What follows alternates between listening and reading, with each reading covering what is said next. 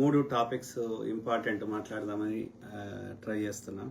So ఆ క్రమంలో ఏది అంటే బీజేపీ పాలిత రాష్ట్రాల్లో ఎంత అధ్వానంగా తయారైనాయి అంటే ఆలోచించండి ఒక్కసారి. మన తెలంగాణకి సో బీజేపీ పాలిత రాష్ట్రాలు డైరెక్ట్గా, లేకపోతే బీజేపీ మద్దతుతో నడుస్తున్న రాష్ట్రాలు, అది ఏపీ కావచ్చు, యూపీ కావచ్చు, ఇప్పుడు ఇక గుజరాత్లో కావచ్చు, ఇప్పుడు మధ్యప్రదేశ్లో, ఓకే, ఇండోర్లో. సో సో అంటే స్వతంత్రం వచ్చిన కొత్తల్లో ఏది మనకి బేసిక్ ఇన్ఫ్రాస్ట్రక్చర్ లేని రోజులలో, ఓకే, సో ఏది ఎండాకాలం కానీ ఊర్లలో బయట వంటలు బయటలు ఊరవతలు బయటలు కదా. సో అప్పుడు ఆ బేసిక్ ఇన్ఫ్రాస్ట్రక్చర్ లేనప్పుడు, ఈ సెప్టిక్ ట్యాంక్ కాన్సెప్ట్ ఇవన్నీ లేనప్పుడు, సో ఎండాకాలం అది పోతే పొలాల్లో అది ఏమంటారు పొలాల్లో కలిసిపోతే సమస్య లేకుండే. కానీ కొన్ని ప్రాంతాలు ఏమయ్యేదంటే ఆ వర్షాకాలంలో ఆ వరదలకి అన్ని కొట్టుకొని వచ్చి మనం తాగే ఎందుకంటే అప్పుడు నీళ్లు చెరువులలో కానీ నియర్ బై నదులలో కానీ ఎక్కడైనా పట్టుకొచ్చుకుంటారు, ముఖ్యంగా చెరువులలో తెచ్చుకుంటారు. సో సో అవి ఫిల్టర్ చేయడము కానీ, ఇప్పుడున్న ఈ ఫిల్టరేషన్ సిస్టమ్ కానీ, ఈ యొక్క ఏమంటారు ఇవేవి ఫెసిలిటీస్ లేని రోజులలో ఆ కలుషితమైన నీళ్లు తాగి ఆ యొక్క విరేచనాలు వాంతులతోటి వెనకట గత్తర అనేటోళ్ళు, తెలంగాణ భాషలో గత్తర అంటారు. గత్తర అంటే ఏమంటారు కలరా, లేదంటే డయేరియా ఇంగ్లీష్లో అయితే, అంటే అంటారు అదొక అంటురోగం అన్నట్టు. ఒక నీళ్ళు తాగి అందరు అవే నీళ్ళు తాగితే ఏమంటారు ఎవడన్నా ఇక కొంచెం హుషారుతోటి బాయిల కాడకి పోయి, అంటే ఊరవతలికి పోయి బాయిల దగ్గర అక్కడ వండుకుంటా అక్కడ బాయిల నీళ్ళు తాగుకుంటా అట్లా ఉన్నోళ్ళు ఏం కావాలి, ఒక 1/3 జనాలు బతికేటోళ్ళు గత్తర వస్తే, 2/3 జనాభా చచ్చిపోయేటారు. ఏది బేసిక్ ఇన్ఫ్రాస్ట్రక్చర్ లేని రోజులలో. అట్లాంటి పరిస్థితి నేటికి బీజేపీ పాలిత రాష్ట్రాలు ఉంది. నేటికి చెంబు పట్టుకొని ఊరవతలకు పోతారు.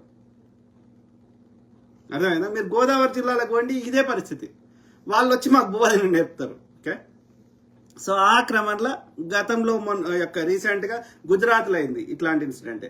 ఇప్పుడు ఇండోర్లో అయింది, క్రిస్మస్ టైం, డిసెంబర్ ఎండింగ్లో, క్రిస్మస్ టైం నుంచి న్యూ ఇయర్ మధ్యలో జరిగింది. ఓకే, ఒక 5 ఎంతమంది హాస్పిటల్లో పాలైనరు ఇది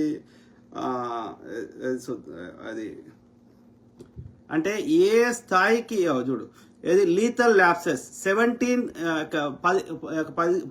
నుంచి 20, దాదాపు 18 నుంచి 20 మంది చనిపోయినారు. Okay, 17% died. ఎందుకంటే అది రిపోర్ట్ వచ్చిన దానికి మళ్ళీ అప్డేట్ అవుతుంది కాబట్టి. సో తక్కువలో 18 నుంచి 20 మంది చచ్చిపోయారు. ఓకే, తర్వాత 25 due to consumption of contaminated water in Indore అంటే Madhya Pradesh. Okay, 5-month-old baby boy, the only child of a couple, is youngest of the deceased అని చనిపోయినారు. సో 5 నెలల బాబు కూడా చనిపోయాడు. వాళ్ళకి ఒకటే బిడ్డ. సో ఒకటే కొడుకు, ఆ అబ్బాయి కూడా చనిపోయాడు, 5 నెలల బాబు. 7 deaths confirmed by authorities. Audit అంటే వాళ్ళు 20 అయినా కానీ అఫీషియల్గా చెప్పట్లేదు. ఓకే, కానీ లోకల్ అఫీషియల్స్ కానీ అక్కడ ఉన్న వాళ్ళు మనకు అందుతున్న సమాచారం మేరకు దాదాపు 20 మంది చచ్చిపోయారు. Okay, so locality falls under senior BJP MLA and state housing minister కల్లాష్ విజయవర్గల్య అనేటోని వాని యొక్క నియోజకవర్గం కింద వస్తుంది, భాగీరథీపుర అనే ఒక ప్రాంతంలో. ఓకే, అయితే వాళ్ళకి ఏం చేసినారు, ఆ చచ్చిపోయిన వాళ్ళకి 2 లక్షల ఏమంటారు ఎక్స్గ్రేషియా ఇచ్చి అంతే, ఇక గంతే. 2 lakh paid to each bereaved family via red cross ద్వారా 2 లక్షల రూపాయలు వాళ్ళకి ఎక్స్గ్రేషియా ఇచ్చారు, అంతే. ఇక అది వాళ్ళు చేసిన ఘనకార్యం అన్నట్టు. Okay, probe reveals bacterial contamination of drinking water, sewage mixed with the supply lines. అంటే అక్కడ ఏంటంట, ఆ యొక్క నీళ్లు పోయే ఆ పైపు పైన వాళ్ళ సెప్టిక్ ట్యాంకులు లేవంట, ఓపెన్ ఇది సూయేజ్. అంటే ఆ యొక్క మలినం అనేది పారుతూ పోతూ ఆ యొక్క వాటర్ పైప్ కి లీక్ అయ్యి ఈ సూయేజ్ వాటర్ పోయి ఆ తాగే నీళ్ళలో కలిసి ఉన్నాయంట. ఆ నీళ్లు తాగి ఆ భాగీరథీపుర అనే ఊర్లో ఈ యొక్క ప్రాంతంలో ఎంతమంది ఎంతమంది 429 పీపుల్ హాస్పిటల్, అంటే 500 మందికి పైన హాస్పిటల్లో జాయిన్ కావాల్సి వచ్చింది. అందులో 33 మందికి రికవర్ అయినరు, 99 మంది అందులో 18 నుంచి 20 మంది చచ్చిపోయారు. ఇది బీజేపీ పాలిత రాష్ట్రంలో జరుగుతుంటే అక్కడ మధ్యప్రదేశ్లో ఉన్నటువంటి ప్రధాన ప్రతిపక్ష పార్టీ కాంగ్రెస్ పార్టీ, అక్కడ లోకల్ కాంగ్రెస్ పార్టీ లీడర్లు పోయినరు, కలిసినరు. అయితే ఇది నేషనల్ మీడియాలో వచ్చి అది పెద్ద ఇష్యూగా అయింది. ఎందుకంటే బేసిక్ ఇన్ఫ్రాస్ట్రక్చర్ అనేది గూడ ఇయ్యలేని పరిస్థితిలో నా యొక్క 4 ట్రిలియన్ ఎకానమీ ఉన్నటువంటి 4th లార్జెస్ట్ ఎకానమీ ఉన్న భారతదేశము యొక్క తనలాడుతుంది అంటే ఇక అర్థం చేసుకోండి. అది బీజేపీ పాలిత రాష్ట్రాలు వరస్తున్నాయి. వాడు వచ్చేసి మాకు తెలంగాణలో మాకు నీతులు చెప్తున్నారు వీళ్ళు. సో ఇట్లాంటి దౌర్భాగ్య స్థితిలో ఉంటే అది నేషనల్ ఇష్యూగా అయితే, సో కాబట్టి రాహుల్ గాంధీ గారు ఆ బాధితులను పరామర్శించడానికి మణిపూర్కి ఎట్లయితే పోయినరు, ఇంకో ప్రాంతంకి ఎట్లయితే ఏ ప్రాంతంలో ఉన్నాయో ఆ యొక్క పార్టీ ఆర్గనైజేషన్ బట్టి అక్కడికి వెళ్ళి వాళ్ళని పరామర్శించడానికి నేను వెళ్తే అది జాతీయ మీడియాలో రావద్దు. ఈ బీజేపీ పాలిత రాష్ట్రాల్లో నీళ్లు తాగడానికి కూడా మలినం కలిసి నీళ్లు తాగిపిస్తున్నాం ప్రజలకని ప్రపంచానికి తెలియకూడదు, వేరే రాష్ట్రాలు ఉన్న వాళ్ళు తెలియకూడదు, ప్రజలకు తెలియకూడదు అని చెప్పి ఎడ్డిలా బీజేపీ అక్కడ ఏది ఆ ఇష్యూని పూల్ సింగ్ బరయ్య కాంగ్రెస్ ఎమ్మెల్యే ఏదో మాట్లాడిండు. నెహ్రూ ఎప్పుడో 64 ఏళ్ల కింద చచ్చిపోయి నెహ్రూ ఏమో అన్నాడు. ఇప్పుడు ట్యాక్సులు దొబ్బుకుంటా నెహ్రూ ఎందుకు వస్తాడు, పూల్ సింగ్ బరయ్య ఎందుకు వస్తాడు, ఇంకోటి ఎందుకు వస్తాడు రా అయ్యా? ఇవాళ డే టు డే సమస్యలు ఏమున్నాయి? ఇవాళ ద్రవ్యోల్బణం అధిక ధరలు ఉన్నాయి. దీని గురించి మాట్లాడరా లుచ్చనా కొడక? అవునా కాదా? ఇవాళ బేటీ బచావో అని నువ్వే అన్నావు. ఇవాళ ఎంతమంది బేటీలను బచావ్ చేస్తున్నావా? ఎంతమంది బేటీలను ఏది రేపులు చేసేటోళ్ళని వదిలేస్తున్నావా? చెప్పండి రా. అక్కడంట కాంగ్రెస్ ఎమ్మెల్యే ఆయన దళిత ఎమ్మెల్యే, ఆయన పేరు పూల్ సింగ్ బరయ్య అన్నట్టు. ఆయన ఏం మాట్లాడిండు, వీళ్ళు ఏమి వక్రీకరిస్తున్నారు? ఇదర్ సే ఆలు డాలేతో ఉదర్ సే సోనా ఆతా అని మోడీ లుచ్చనా కొడుకు అన్నాడు అని, అది ఎట్లా సాధ్యం రా అయ్యా? వాడు పిచ్చినా కొడుకురా, వాడు అన్ని జుమ్లాలు చెప్తున్నా అని రాహుల్ గాంధీ అంటే నీకు నచ్చిన బిట్టు కట్ చేసి మీడియాలో దుష్ప్రచారం చేసే బీజేపీ ఐటీ సెల్ పొద్దుగాలేస్తే గంతే. మాకు ఇవాళ ట్యాక్స్ కాదు మొలదారాలు నేను కొనిస్తారా? అరే కరీంనగర్కి కాదు ఎందుకు తీరరా?